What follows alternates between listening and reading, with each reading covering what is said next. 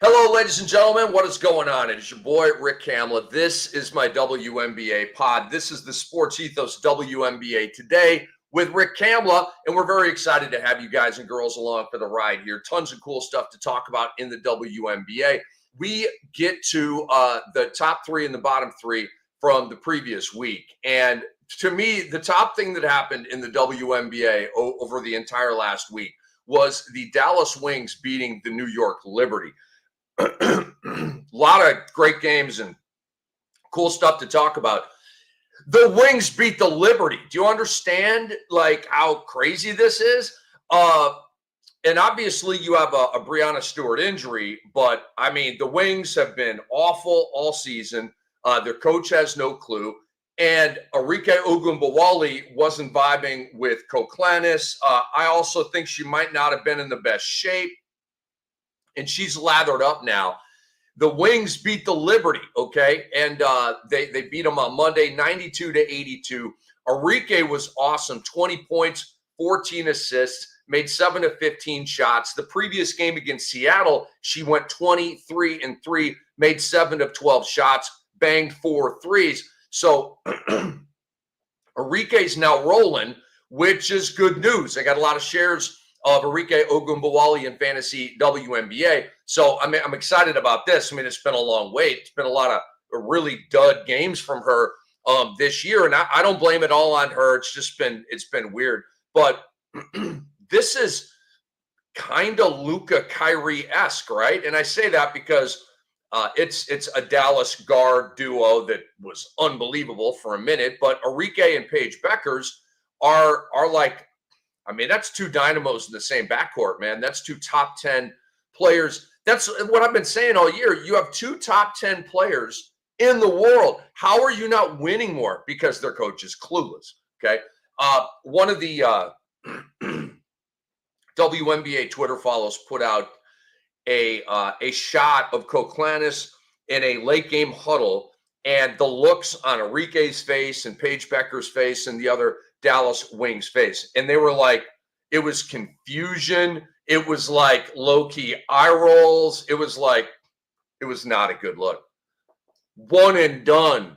Get that guy out of here, okay? Go get you a Nate Tibbetts, bro. Go get you a Nate Tibbetts, okay? Go to the NBA. I don't know. Figure it out. Koklanis ain't the guy. You can go to another WNBA team and pluck their offensive coordinator or defensive coordinator, whatever you want to do. But you're on notice. All right, so Paige Bueckers continues to make major history, man. In the win against New York, 26-4, all right, 3 steals, made 7 of 12 shots. This is against New York, okay? This is the elite, and Paige Bueckers is still doing this. She surpassed Alana Beard, Arike, Caitlin, and Cappie Pondexter for the most 20-point, 2-steal games by a rookie guard in WNBA history, and she still has 17 games remaining, okay? She has the most 20-point, 2-steal games by a rookie guard in WNBA history with 17 games left. That's nutty. Paige Bueckers became the first drafted rookie guard. I Talk Hoops put this stat out. First drafted rookie guard in WNBA history to score double figures in each of her first 20 games. I don't find that stat, just the numbers of it, all that impressive. You score double figures, which means 10 plus in your first 20 games as a pro. That's just not that impressive to me. But what Paige did is the first drafted rookie guard ever to do that. Again, kind of surprising. Again, an indication of the skill level and the advancement and the development and just the overall pop of women's basketball. And how it, and you think about, there's maybe a parallel. Nah, I'm not going to go down that road. But, it's really, really, really fun. Again, the history that's being made is being calculated by new media that's a lot better with historical facts and stats than maybe they used to be. There is that, okay? But these ladies have to go out and do this to get those people to do the number crunching and all that kind of stuff. You know what I'm saying?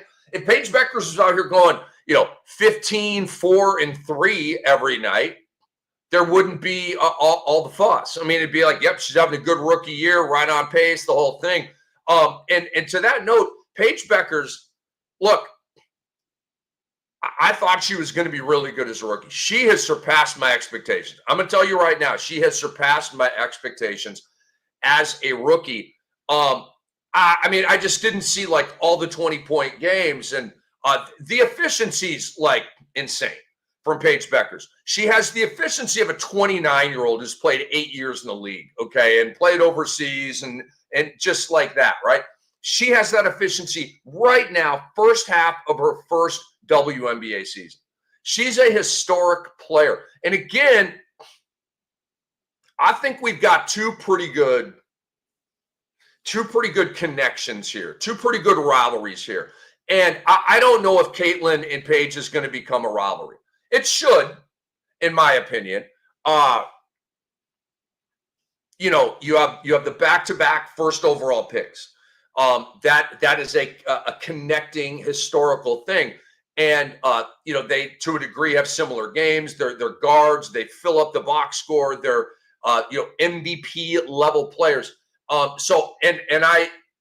They're fun to watch. Like, I think that should be. And in terms of that, for me, who's better?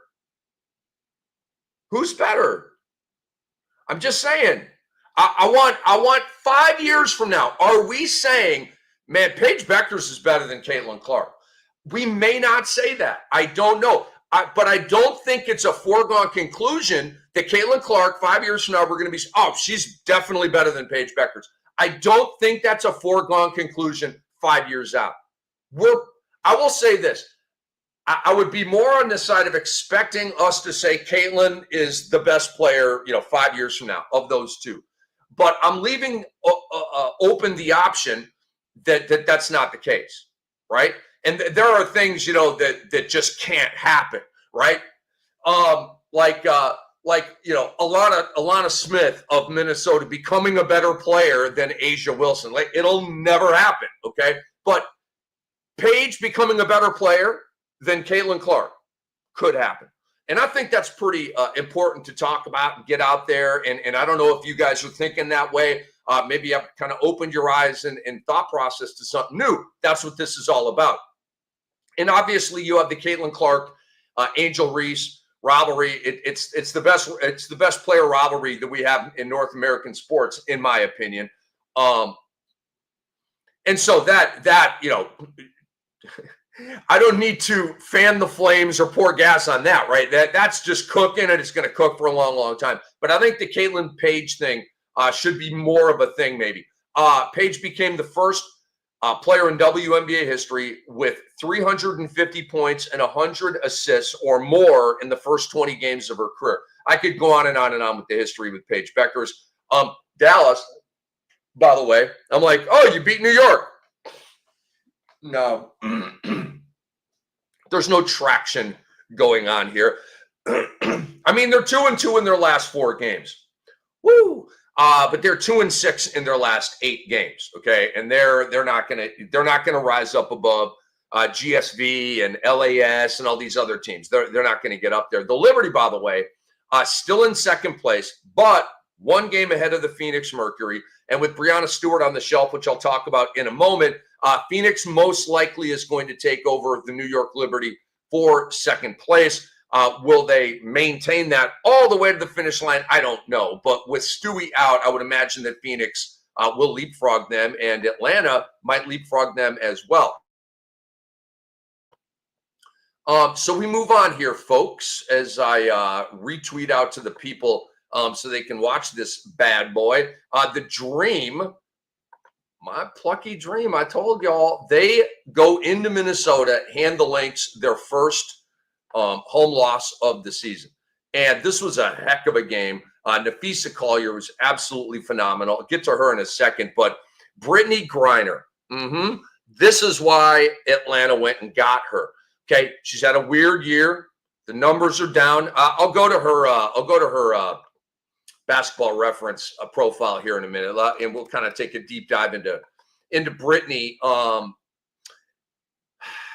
But Brittany had a phenomenal game.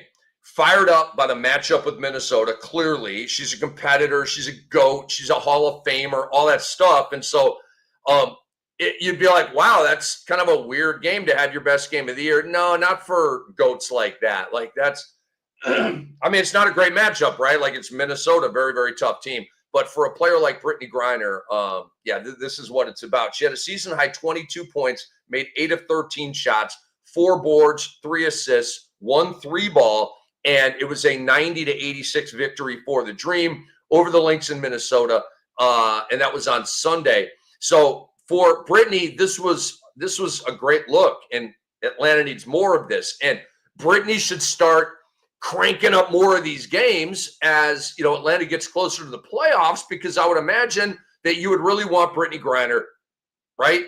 Like, because think about this. All right, last year, the last 2 years, the numbers are basically mirror images in Phoenix. Okay, 17.5 points, about 6.5 rebounds, 2.3 assists, 0.5 steals, and like right at 1.5 blocks. Okay, but you're at 17 and 6. This year, she's at 11 and 6. The blocks are down to 1.1, and so like I'm wondering here. Okay, great players. Boop, boop, boop, boop, boop. Those last few years of their career, okay? Robert Parrish, Kevin Garnett, Dirk Nowitzki, Tim Duncan. I mean, I could go on and on and on for days, okay? The only player who defies that is LeBron James. He's the only one. Every other player. Michael Jordan, to a degree, but he didn't play that. He played age 38 and then age 39, and he got out. So, I mean, that's a deep career, but he didn't go to 40, 41, and all that kind of stuff, right? He didn't have a 22-year career. But Paul Pierce, I mean, I could go on with all these guys, like the number, boop, boop, boop, boop, boop, and then they retire, okay? So I'm wondering, where are we going with Brittany? Where are we going? Is this her last year? She's 34. She could retire at any time now. And that would be like, okay, you're 34, 35. Seems like a pretty appropriate time, Bray, if you want to get out. But, I mean, we'd all prefer that she kept playing. I mean, how old was DT when she retired? What was she, 40, 41, something like that? So hopefully Brittany plays a lot longer here. But I'm wondering, the minutes are down. Last year it was 29. It's at 24 this year, but that's a -5 in the minutes. And we're at a I mean, she was at 18 points last year, 17.8. She was an all-star, didn't make the all-star team this year. So she was at 18 and down. She's -7 points a game. -7. Wow. And she's down 4 shot attempts per game. But again, you're down 4 shot attempts. That you should be down like maybe 4 points, not 7 points. It just, the math is all bad for Brittany Griner. The shot blocking is down. So I'm wondering if she can sort of galvanize, turn the corner here a little bit, or if she's if they're waiting on the playoffs to really like bust her loose, or if they're just like, yo, we have a kind of a nice, good center thing here with Naz Hillman and Brittany Griner. And so I don't know. Atlanta's winning, but I just wonder here if we're Kyle Lowering, if we're Mike Conleying, right? Because, the number, I mean, Kyle Lowry was lucky just to get a 1-year deal with Philly with his homie Nick Nurse, right? Because he's probably a future Hall of Famer. Boop, boop, boop, boop, boop. Like I've been saying, Brittany, I love you. It's all good. I ain't mad at you, but I got my eye on you, and I'm kind of wondering if we're in the twilight here. Jordan Canada was fantastic in this game. She had 18, 4 and 3, 2 steals. She was terrific. Remember, she missed the start of the season. And then it took her a minute to get cranked up, and she's cranked up. Now, for Napheesa Collier, Fee went off in this game. Wow. What a year she's having, man. She's having the SGA year. I'm telling you, I said that last week. I'm going to continue to say that. This is the Sports Ethos WNBA Today with your boy, Rick Kamla. She's having the SGA season. You win the Commissioner Cup thing, and you win All-Star MVP, and you're going to win regular season MVP, and you're going to win Finals MVP, and you're going to win your first chip. It's all going to happen for Fee, and probably lead the league in scoring. All going to happen for Fee. 32, 8 and 7 in this loss to Atlanta. 4 steals, 2 blocks, 2 threes. What? She's just amazing, man. Absolutely amazing. So shout out to Minnesota. I mean, it is what it is, right? The Lynx take an L, 22-5, 14-1 at home, 8-4 on the road, which is super impressive. They have a 4-game lead over the rest of the league. Now, going back to Atlanta, okay, they are 15-10. They are only 2 games behind New York, right?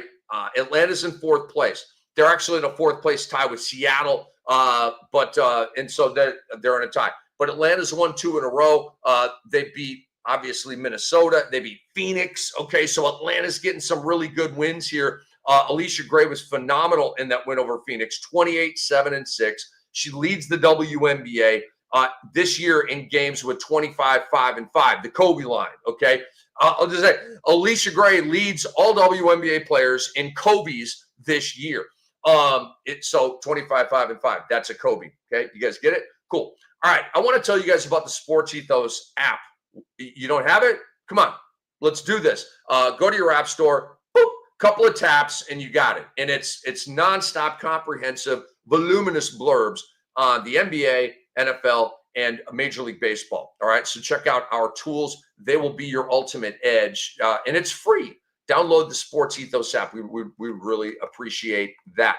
All right, tonight is the night of returns in the WNBA. We get Angel Reese back for the Chicago Sky, and we get Cameron Brink playing basketball tonight. Let's get to Angel first. She has missed 2 games with a back injury. She is probable and on track to return. And so I got a stat for you here. And again, I got to shout out I Talk Hoops, just a phenomenal follow for WNBA content. I Talk Hoops said the Chicago Sky's margin of defeat in games without Angel Reese. They lost all 7, okay? They lost by 31, 17, 5, 16, 33, 37, 38. The Chicago Sky are nearly 13 points worse in point differential when Angel is out of the lineup. There's a pro Angel vibe at I Talk Hoops. There's a pro everything WNBA vibe at I Talk Hoops, but I like there's a go to bat for Angel tone, and I like it, and I like that stat. Now Chicago sucks. It's not Angel's fault. It's roster construction. But that gives you an idea. I mean, she's a dominant player. She's a top 10 player in the world, man. She is the best rebounder ever. Okay. And she's back. And so now the Chicago Sky are fun to watch again, and there's intrigue and all of that. But Chicago is in big trouble. They are a lobster dropped in that hot pot of water. Okay. They are 12th out of 13 teams right now. 12th out of 13. That's like being Utah or Brooklyn in the NBA. All right. They're 7-18. Only the tanking Connecticut Sun are worse. The Connecticut Sun had no angle on winning at all this year. And I applaud that. Bunch of young players, and Alyssa Thomas out, Dewana Bonner out, all this stuff, and they recreated it. Stephanie White out, right? But they're getting their tank on, bro. They've got like 4 wins. What is Connecticut here? Connecticut, 4-21 by design. They're trying to be that bad. They're trying to do what Washington just did with Iriafin and with Citron, and just totally change your team and your trajectory with one draft. I wish them luck. Cam Brink is back tonight. Cam Brink is back. She has a brightness to her that I dig. Great personality. People are drawn to her. She just looks like a blast, okay? So, boom, that vibe is back in the WNBA. I think that's really, really cool. So she suffered, after 15 games of her rookie year, a torn ACL, okay? on June 18th of 2024. Very sad night. Everybody was praying up for her and stuff like that. There was a hope that she could return in June before the All-Star break, but that timeline was pushed back, as I told you it would be. You don't usually get fantasy goodies from podcasts, but I saw an excerpt from one of her podcasts, and she was talking about taking her time and being totally sure about her knee and stuff like that. And I was like, she ain't start. Everybody's reporting.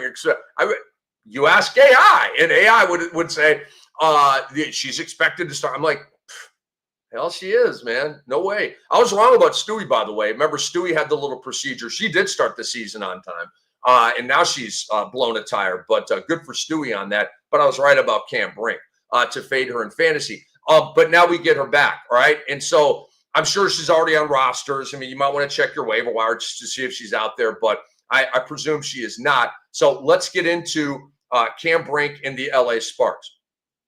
Last year, Cam Brink, in those 15 games, 7 points, 5 rebounds, 2 assists per game. Right? Okay. This is where it gets fun. The fantasy gold. Okay. 2.3 blocks, 1.1 steals, and 0.7 threes. She has a very good chance to become a 1-1-1 gal. And I love the 1-1-1 guys, which is 1 block, 1 steal, 1 3 at a minimum, right? And she's almost there. She's at 0.73 balls, and she's already there with the blocks and the steals last year. That was all in 22 minutes, by the way. And now you've got Dearica Hamby, you've got Azura Stevens. I presume Cam's going to come off the bench. I mean, she only played 22 minutes a game last year when healthy. Okay. So I don't really see 28 minutes a game from Cam Brink, especially coming back from the injury. I think this fits perfectly with her coming off the bench. I hope that there's not an ego thing. And I'm not saying, she seems like she's like she gets it and stuff. Right. And that like her ego wouldn't get in the way, but you never know. Right. But I would hope that that's not the case. The team is cooking. Right. So I would just want to get in and get in where I fit in if I were her. Because check this out. The LA Sparks right now are rolling. They are the hottest team in the WNBA. They are the new it team of the WNBA. I mean, if Minnesota's got to be an it team, right? I mean, they're looking. I think they're on a mission to win a championship. But they've been really good, and so it's sort of been there, done that. But LA's kind of new on the scene here. You got this will be the first time Cam Brink has played with Kelsey Plum. It's all in Rickea Jackson and all these fantastic players. Like, this is fun. I'm excited to watch the LA Sparks tonight. Legit. They're in 10th place, guys. Okay. They're cooking. They've won 5 games in a row, and it's the longest winning streak in the WNBA right now. They're in 10th place, and they are 1 game out of 8th place. Okay. I know this is exciting. 8th place is Washington. Obviously, they've been a nice story this year. They've been right around that 8th spot the whole year, and I don't see that changing. I don't know if they'll hold it, but it's going to be a battle all the way to the end. Then you have the Golden State Valkyries, but they've lost 6 of their last 8 games. Their ship is taking on water. They took a hit with KAYLA Thornton, which I'll talk more about in a minute. And so LA is behind GSV right now, but I think eventually they will rise above GSV, and then it will be the Sparks in Washington, I believe, going toe-to-toe for that 8th spot. And I would have to favor the LA Sparks. Okay, you have more top-end star power. I mean, Kelsey Plum, hello, Dearica Hamby. I would say I could probably go 4 or 5 players down before I would want to take a player. Maybe 3 players down. I love Ariafin. I think she's the best player on the Mystics. And Shakira Austin's really good, and Citron, made the All-Star team and stuff like that. But I would rather have Plum. I'd rather have Hamby, and I probably would rather have Rickea or Ariafin. Maybe I'd only take 2. I like Kiki Ariafin. All right. Anyway. Rickea Jackson, by the way, shout out to her for the game winner against New York in a 101-99 victory. She had 24 points. And shout out to Kelsey Plum. This is but a taste of what I have to say about her in this show.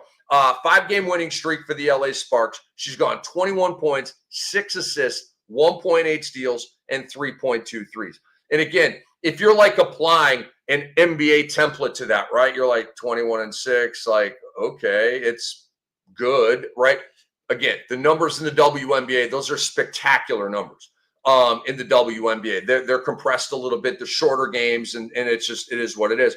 I want you guys to visit sportsethos.com whenever you would like. It'd be great. But we have a fantasy football draft guide out there. We cover the NFL. We cover college football. We're the only ones doing it that way, where we stack it pro and college. We have you covered from every angle. It's super easy and simple. Go to sportsethos.com, $6 a month, 60% off right now. And and there's a bunch of other great content out there, all of the sports that we cover. We appreciate you guys going out there and pulling out your debit card for just a little bit. Breanna Stewart is down, but not out.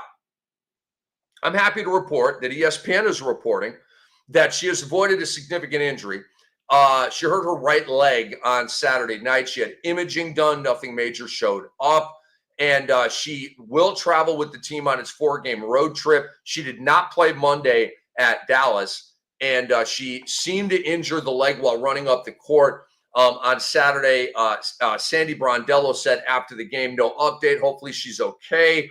The Liberty had a 5-game winning streak snapped in that one. They since lost another one, so now they're on a 2-game skid here, missing STEWIE very badly. And STEWIE was balling, 19 points, 7 boards, 4 assists per game.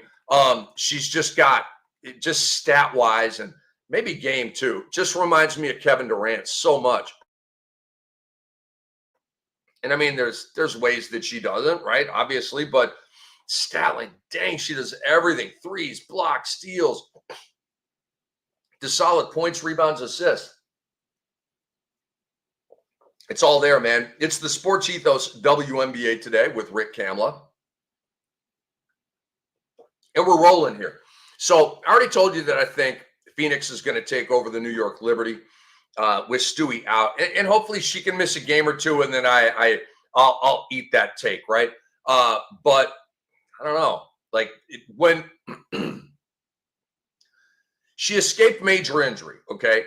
There's no major structural damage. They're not talking about surgeries and out indefinitely, any reevaluated in 6 weeks. They're not talking about any of that, okay? But she had imaging done. That means something happened, okay? Low-level sprain, some kind of tweak. She might miss a week. She might miss 2 weeks. I don't know. The Jonquel Jones injury started out kind of benign and then became a really long, extended injury. So I just don't know here. I just don't know. But this is why it's so tough to repeat. Jonquel takes a hit. STEWIE takes a hit. God forbid somebody else takes a hit on this team. You already lost Delaney Hamilton for the year. It's tough to repeat. And you know what? They're not going to. The Minnesota Lynx are going to get the chip this year. Number 2. So we're into my bottom 3 right now from the previous week in the WNBA. Caitlin Clark may never play again. When is she going to play again?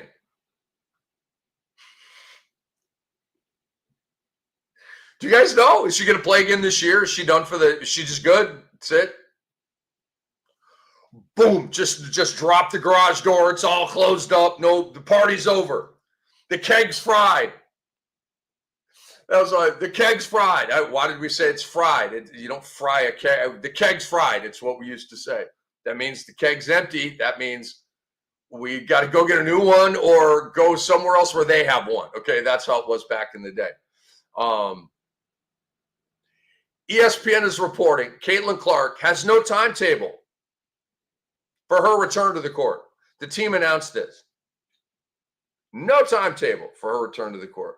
Well, you know how that sat with me. Not real well. Caitlin Clark underwent further medical evaluations this week. Will continue working with the Fever medical team on her recovery and rehab, the team said, with, quote, the priority being on her long-term health and well-being. Aw, so nice of you. Looking out for your prize player, Caitlin Clark. The priority on her long-term health and well-being.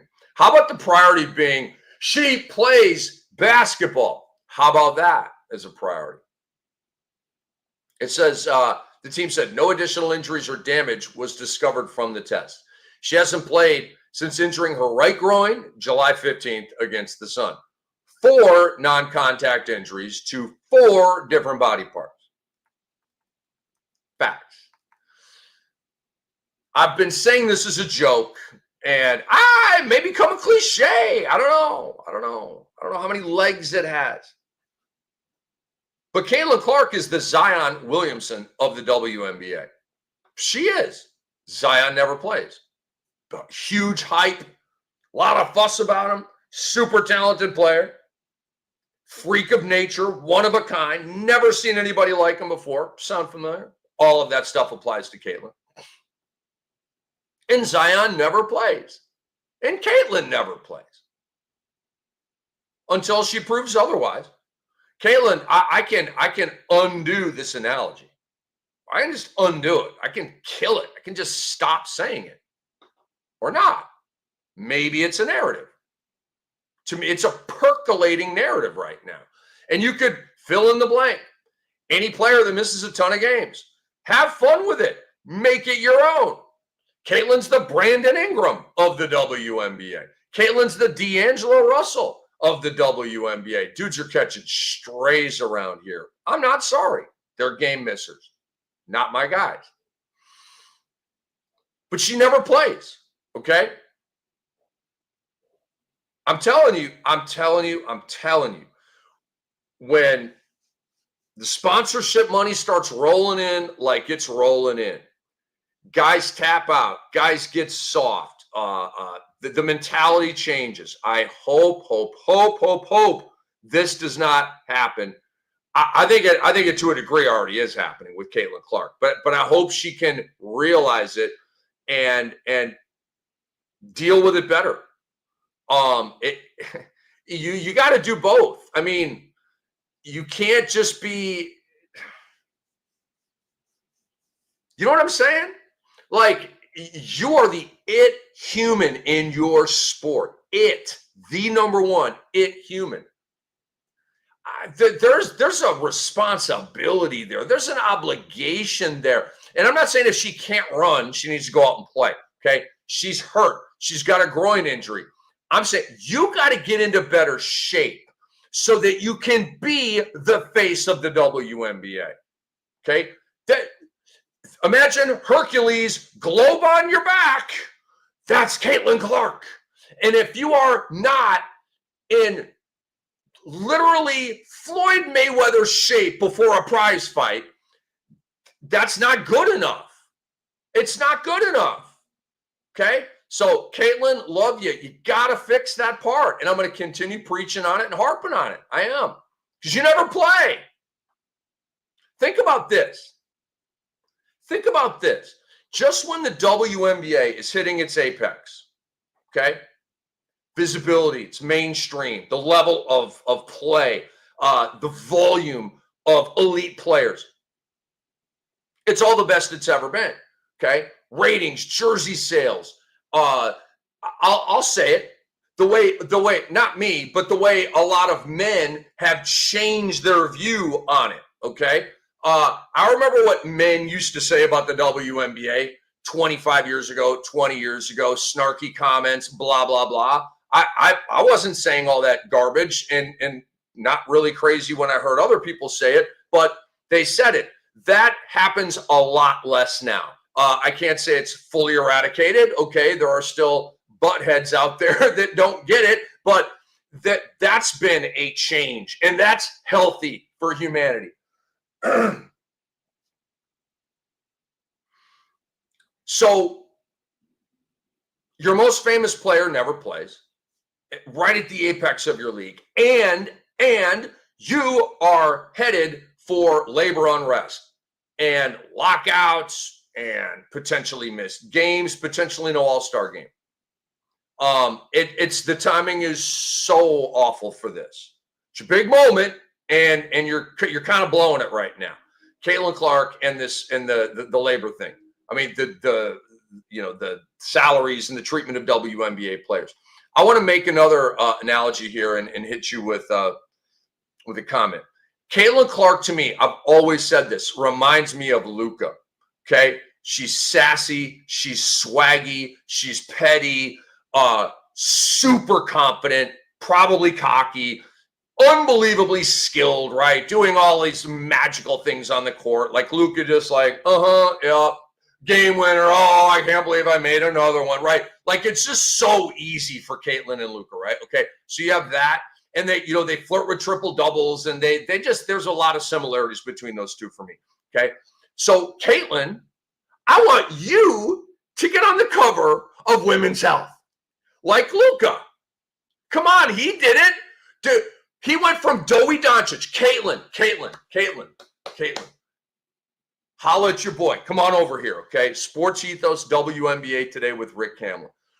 We never thought Luka would ever be on the cover of Men's Health. I called him Dowie Doncic for 2 or 3 years, okay, and it was very, very appropriate. He had like the neck fat and no definition in his arms, and you could just tell he's out of shape, right? Okay, Dowie Doncic. He wasn't fat, he was doughy, okay? And Caitlin, you're not doughy. You're not. You just need to get more chiseled, yo. So get on the cover of Women's Health, okay? And you're going to be on there, I don't know, on a treadmill, or you're going to be pouring sweat, and maybe you're like doing like pull-ups or something, and we're just going to be like, look at Caitlin's arms and her body. She's so ripped. She's ready for everything now, okay? The cover of Women's Health. I think that'd be a great look for you, because Luka needed to get into better shape to win a championship. When he lost to Boston in the finals a couple of years ago, I'm on Sirius XM NBA radio telling the world, screaming at the world. Two things have to happen for Luka. He's got to get into better shape, and he's got to get more serious, okay? He was just too goofy and foul trouble, and no, you got to be serious, okay? Like every single detail matters, and he didn't get that, okay? He's turning the corner on that, right? On the serious part, he's turning the corner on it. You got to get serious before you get into the best shape of your life. You see what I'm saying? And so Caitlin has not gotten that message yet. She's got stars in her eyes right now. She does, man. It's State Farm. It's this, it's shoes, it's selling this and markets and TV networks and blah, blah, blah, blah, blah, blah, blah, blah. Can you imagine what's coming to Caitlin Clark right now for real? Her agent is like the busiest human in the world. She probably has like 3 agents, like an agent for this thing and an agent for this thing. I'm telling you, okay? So God bless her. I'm not mad at her about any of that stuff. You got to get in the gym though, okay? Like here, core, butt, thighs, legs, okay? Run. Become a marathon runner. I don't know, because it's all these soft tissue injuries to her legs, man. But Caitlin, get on the cover of Women's Health like Luka. If he can do it, you can do it. I'm kind of over I saw this tweet. Caitlin was in street clothes, and she had a clipboard in her hand, right? It was just on the sideline coaching and screaming at refs. And I'm kind of like, LeBron does it, right? When LeBron misses a game, he's out there coaching and yelling at refs and like orchestrating everything. So, we've seen this before. But I saw this tweet. It said, like, Caitlin's so locked in. No, she's not. If she was locked in, she'd be like Luka on the cover of Women's Health. Okay. All right. Number 3 of my bottom 3. KAYLA Thornton done for the season. Do you guys remember? Do you guys remember when GSV was the best story in the WNBA? They were. It was awesome. They were winning. The attendance, like all of the history they were making, right? It was crazy. And that's still going on, and they still have a great home environment, and they're still in it to make the playoffs. I just think they're in a lot of trouble right now. KAYLA Thornton's going to miss the remainder of the year with a right knee injury, leading scorer on the team at 14 PPG, and obviously made the All-Star team. Unless GSV makes a trade. Bye-bye. The bottom's not going to fall out, I don't think. I think they have a nice culture there. They have lost 6 out of 8 games, all right? Maybe the bottom has fallen out and it will fall out. I don't know. I'm trying to I'm trying to maintain optimism and stuff like that because I like the GSV story, right? But it's going to be tough. I mean, your expansion team, you don't have margin for error. You've got LA on your heels right now, and you just lost your best player. That usually is not a formula for success in staying above the playoff line in your conference or in your division or in your league. Okay, so it's going to be tough. But I mean, God bless you, GSV. I mean, God bless you. Okay, but like, who would you rather see in the 8th seed, right? Playing Minnesota.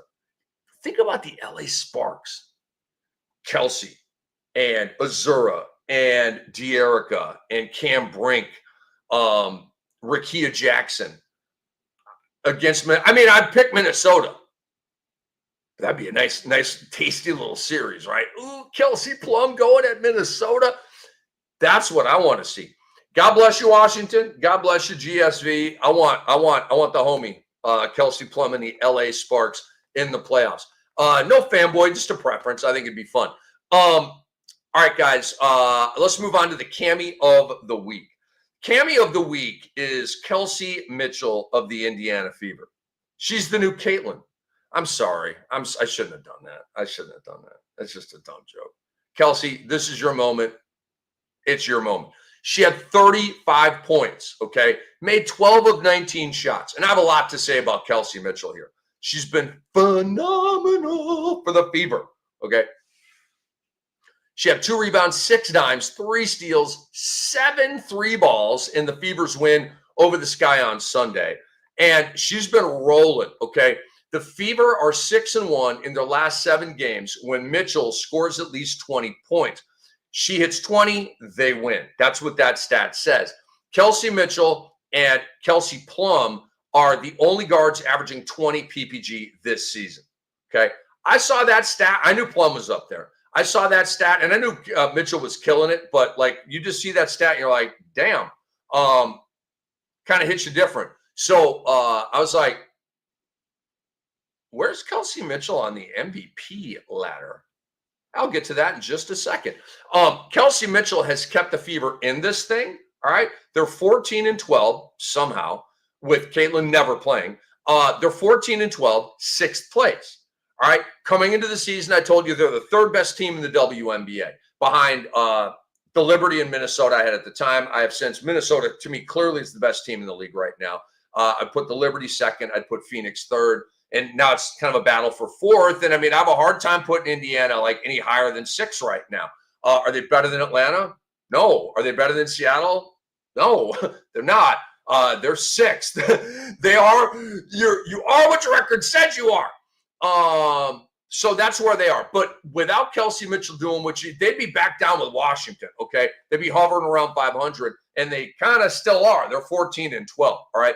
We thought Caitlin Clark would be an MVP candidate. Well, I mean, heck, I before the year, she was my preseason pick to win MVP. Kelsey Mitchell is the Fever's MVP candidate. Oh, did I just rock the boat? Did I just say something radical? Did I just rage against the machine? Kelsey Mitchell is 3rd in the league in scoring. Did you know that? There are 2 ladies in the world averaging more points. Shouldn't say it that way. 2 women in the WNBA averaging more points per game than Kelsey Mitchell. Napheesa Collier and A'ja Wilson. That is where Kelsey Mitchell is hanging out right now, okay? Here's my top 5 for MVP. Obviously, Napheesa Collier is running away with this thing, okay? It's not a debate. It's Napheesa Collier's award, and I'm going to leave it at that. The numbers are gargantuan. 4-game lead on the rest of the league. It's a joke. Number 2, this is where it gets interesting. To me, it's Alyssa Thomas, and it's not a debate. The season she is having, I've got some stats and some love for her later on. Some statistical love. Alyssa Thomas. Woo, what a year.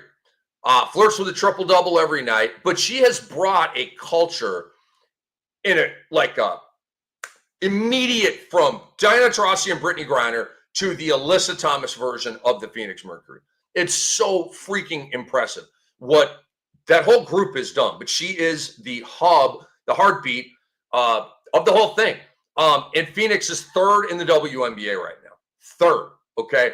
I mean, shout out to Alyssa Thomas. Shout out to everybody in charge in Phoenix, Nate Tibbetts, all of them, for making great, smart moves. The role players have been killer this year, and they're the freaking third best team in the WNBA, which is still like I've been watching them all year, so it's kind of not shocking anymore. But again, you told me that before the year started that we're on July 29th and they're third in the dub. I'd have been like, you're nuts, dude. Number 3 is Sabrina Ionescu of the New York Liberty. Phenomenal stat line, and the Liberty obviously are second in the WNBA. You got to honor that. Fourth, I'm going down the standings a little bit here, but I can't forget about the best player in the world. I cannot forget about the statistics that she puts up. And without A'ja Wilson doing what she is doing, the Las Vegas Aces would be down with Angel Reese and the Chicago Sky. They would be awful. Okay, I can't say single-handedly because you have an all-star in Jackie Young. Jewel Lloyd's been a disaster. She just had an 0 for 10 game. They're not bringing her off the bench. Oh, my God. Like, right up there with the worst trades in WNBA history. I can't believe you guys traded Kelsey Plum. You morons. What? Why? You ruined a dynasty. You did. You're not going to win another one now. Maybe. You got to get another. I struggle because, like, I want to say badass. Like, can I say bad? Like, you got to go get another one of those to put with A'ja, okay? You had one in Kelsey, all right? When you have 2 of those, Kobe and Shaq, Kyrie and LeBron, okay? When you have 2 of those guys, Tony Parker, Tim Duncan, you win a lot, okay? And they won a lot, and now you're not. So stupid. A'ja Wilson's number 4 on my MVP top 5. Kelsey Plum is number 5. All right? Her numbers are phenomenal. Her team is on the rise. And look, Kelsey Plum has kept that thing afloat. Rakia Jackson missed some time. Hamby and Stevens have been healthy. Cam Brink obviously has missed a ton of time. They've had a revolving door at the other guard spot there. And Kelsey Plum's just held that mofo down all year. And her numbers are fantastic. And her team's on the rise. I got her at number 5. Knocking on the door of the top 5, Kelsey Mitchell. Okay, she's right behind. I'd put her at 6 if I was doing it that way. Nneka Ogwumike has been, once again, very quietly and just steadily phenomenal. And Alicia Gray of the Atlanta Dream. She has been their best player, and her numbers are absolutely fantastic as well. Collier, Thomas, Sab, A'ja, Plum. That is my top 5 for MVP right about now. All right, a little bit of fantasy talk here for you guys. I want you to hit up your waiver wire and see. And by the way, this is the SportsEthos WNBA Today with Rick Kamla. We have a new name to our show, and we really appreciate you guys watching and telling other people about it. Please retweet this out on your timelines and like it and all that kind of stuff, and subscribe to our YouTube channel. We would really appreciate that. Dominique Malonga's last 3 games. She's gone 11.3 points, 8.3 rebounds, 1.7 blocks. She's arrived. She's arrived. Dominique Malonga, okay? She has arrived, folks, with and that's all in 18 minutes. She had a double-double as a part of the sequence right here. It was only a matter of time before Seattle started playing her. And, I don't know why it took this long. I mean, I get it. You've got Magbagor and you've got Nneka, right? You're 4 and 5. And, why can't Malonga play 20 minutes, coming off behind them? And so now they're finding time for her. And I think that's pretty cool. Check your waiver wire for her. All right. So I have complained about the Las Vegas Aces' lack of a statty power forward for a long time, right? Kirsten Bell, anyone? Against Dallas, she had a career-high 19, 3 rebounds, 1 block. She hit 3 threes in Vegas's 26-point win. Just investigate. Keep your eye on her. Maybe Kirsten Bell can get a little bit of traction because, like, Stokes never put up any numbers at all. It's crazy. Like, you play 20 minutes, you get like 2 points and 1 rebound. Like, what is going on here? So maybe now we can get some stats from the PF spot with the Vegas Aces. With KAYLA Thornton out for GSV, Monique Billings and Janelle Salon, I would look into them. especially Salon, who I like. And obviously, later in the year, younger player, probably more of a developmental tip while also trying to win. I told you in the preseason about Natasha Mack, the center for Phoenix. She then had an injury. I forget what it was at this point. And Catherine Westbeld kind of took over that spot from her. So Westbeld has been sick and not playing that well lately. Mack is back in the starting five where I thought she would be. It took half the year. Well, we're here. Okay. Natasha Mack, and this was Sunday against the Mystics, 10 points, 6 boards, 2 steals, 2 blocks. I told you she'd be a flirt with the dub and good defensive goodies. And Natasha Mack is that lady right now. But she hasn't been up to this point. That's fine. She's here now. We have been trying to figure out Ryan Howard and who's going to take up for her in Atlanta, right? Shatori Walker-Kimbrough has gained a little bit of traction. Maya Caldwell's been okay as well. But Shatori Walker-Kimbrough in the win over the Lynx, 12 points, 1 rebound, 1 assist, 1 steal, 2 threes. Take a look at her. Tiara McCowan, who Dallas has ruined. Thank you. Actually, it shouldn't be thank you. It should be bleep you, Coach Koklenis. Tiara McCowan, she had a good game against the Aces on Sunday. 12 points, 13 boards, 2 assists, and 1 steal. I don't know if she should be on waivers or not. Probably with the lack of playing time. But take a look at Tiara because she shouldn't even be a part of this conversation right now, really. But she is because they have a clueless coach. It is what it is. Some injury buzz kills. Ariel Atkins with a leg injury is out for tonight's game against the Mystics. That's not good.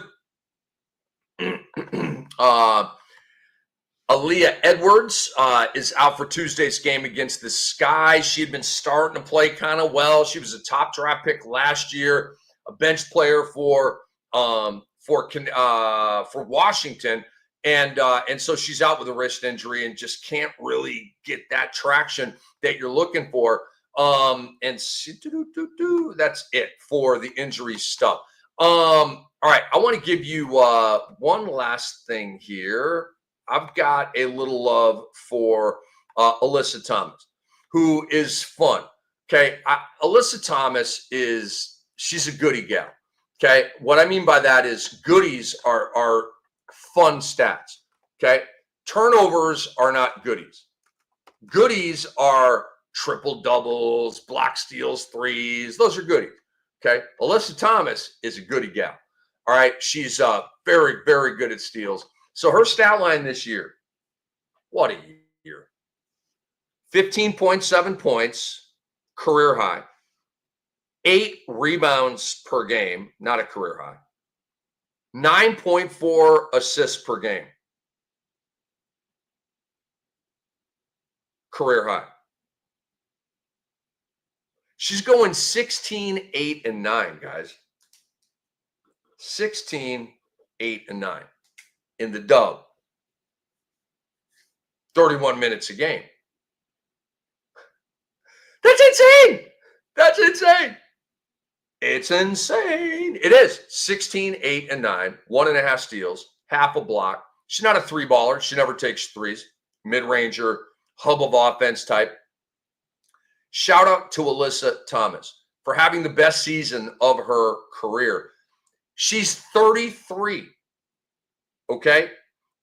She played 11 seasons in Connecticut and now her first in Phoenix. This is her 12th year. She's in her age 33 season, having by far the best year of her career. She's never even been close to 9.4 assists. 7.9 is the previous high. And 8 boards it's kind of in the middle. Like it's 7.5 is what she averages for her career. She goes 12, 7, and 5 for her career, for her whole career. 12, 7, and 5, okay, which is a really good PRA, points, rebounds, assists. But this year she's 16, 8, and 9, okay? Again, Fee got this for MVP, but Alyssa got this for number 2. And again, I don't think there's a debate about that. I know people in Vegas, Asia Wilson, and people in New York, it's Sab or Stewie. You guys chirp all you want. That's cool. This is my list. Alyssa Thomas, okay, the last couple of games, she's been absolutely phenomenal, okay? 20 points, 13 boards, 8 assists, 2 steals. 27 points, 11 boards, 8 assists, 3 steals. She recently surpassed Candace Parker for the most assists all time by a front court player. Okay, so she has more assists than any big in WNBA history. Pretty impressive. I think that's pretty freaking impressive. Okay, the 20, 10, and 8 game, her 6th game like that, passing Candace Parker for the most in WNBA history. And she's just phenomenal, man. And she's been a huge part of the resurgence of the Phoenix Mercury. And you know what? I think I speak for all of us when I say I would like Alyssa Thomas to play forever. Andre is messing with me here. Andre Lemouche. She says, I don't know about Hercules having a globe on his back. Haha. Am I tripping? I thought Hercules. Maybe I'm tripping. Maybe you're tripping, Andre.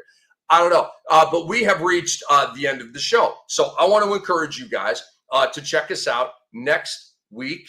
It'll be Tuesday at 11 a.m. That's when we rock the SportsEthos WNBA Today with Rick Kamla. Really appreciate you guys. Please like this, retweet it on your timelines, and subscribe to our YouTube channel, the SportsEthos WNBA Today YouTube channel. It's important for us, and then you'll get the episodes and you can stay in the loop, and we'd really appreciate that. Shout out to Andre Lemouche. Shout out to all the ladies for balling so hard in the WNBA and giving us all this fun stuff to talk about. I'll see you next week. Bye-bye for now.